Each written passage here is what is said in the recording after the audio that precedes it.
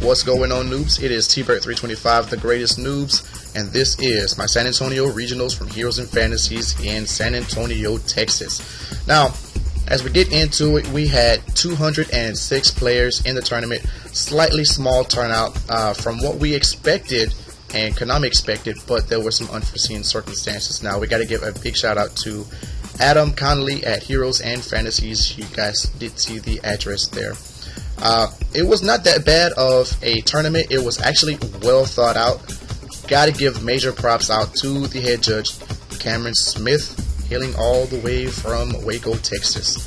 Now, he drove a long way for the event, and so did I, but we made it happen, and we gotta thank you guys for actually showing up for the tournament.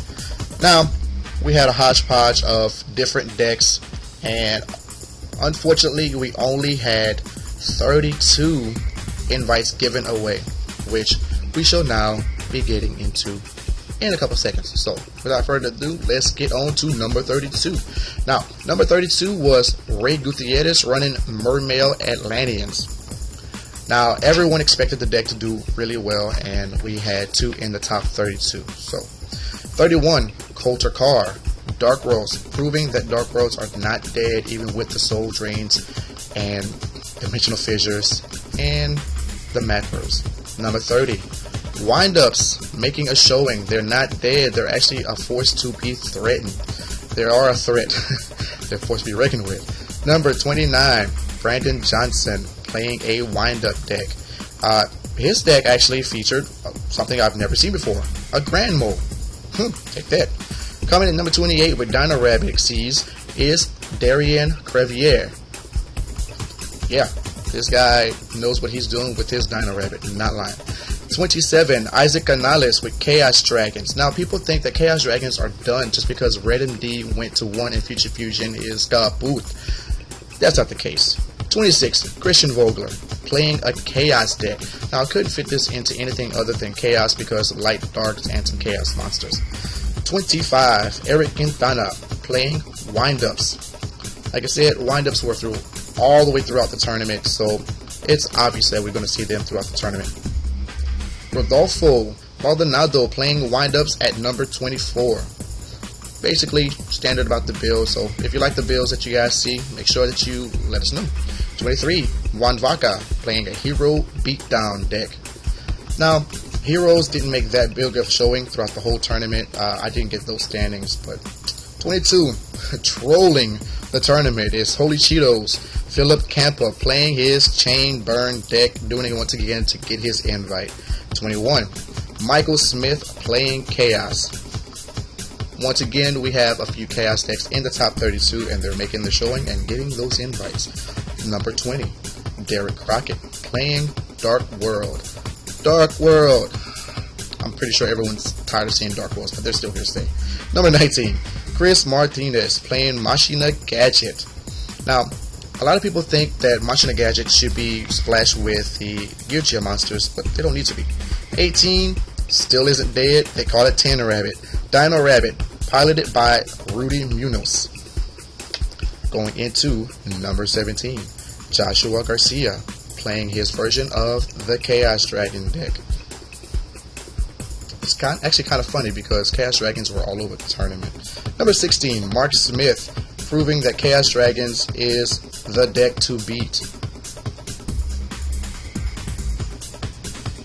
Number 15, Brendan Wheeler. We have him piloting another Windup deck. Now, we had, I think, about 9 Windup decks in the top 32. And number 14, Pierre Mayorga, playing Dino Rabbit. It's still pretty funny to see that Dino Rabbit can still top in a meta where anything can top. Now, 13, Drew Johnson is piloting his Windup deck. Now, Windups did take over the whole tournament, and a lot of people were pretty mad about that. But what can you do when Windups are just taking everything else? What about number 12, Rick Rodriguez? Taking it back up with the Windups, baby. Windups, a force. Number 11, we have Raul Lasso, piloting his Machina Gadget deck, hailing all the way from Houston area. Number 10, we have Chris Chapman and his Katakuri deck. Katakuris, actually, I think people just kind of forgot about them. I don't know why, but they just kind of forgot about them, and they're crazy. Number 9, Classel with Atlantean Mermail deck. Now, the Atlanteans is a deck that Konami pretty much made, and everyone's just kind of mad about that. Number 8, Rene Garces Jr. playing his Chaos Agent deck. Now, Chaos Agents kind of got themselves back whenever they got the Earth back. Number 7 in the top 8 is the David Flores playing X-Sabers. Are you serious? Flores! Number 6, Joe Torres playing his Dino Rabbit deck. Now, Dino Rabbit also was splashed throughout the whole tournament. I've seen at least 20 of those. Now, I apologize that I didn't get all of them, but it's funny. Number 5, Rene Rodriguez playing MGK. Not Machine Gun Kelly, but Makina, Yurja, Katakuri. Number 4, we have Rob Wagner Crankle with his version of his wind-up deck. Now, we have number 3 with John Miguel with Chaos Dragon Sworn. Now, it's kind of a different build from Chaos Dragons, but you get the point. Number 2, we have Melvin Soto playing his Hero Beatdown. Now, not too many of these actually seen throughout the tournament, although they did make a nice showing in the top 32, as being only 2 of them. Number 1st seed is Alfredo Tiznado playing his wind-up deck. Now, wind-ups, like I said, throughout the whole tournament were just the deck to beat. This concludes our video for the regional report. For more videos, rate, comment, subscribe, and like them. Alright, greatest noob out. Play like a noob, win like a pro.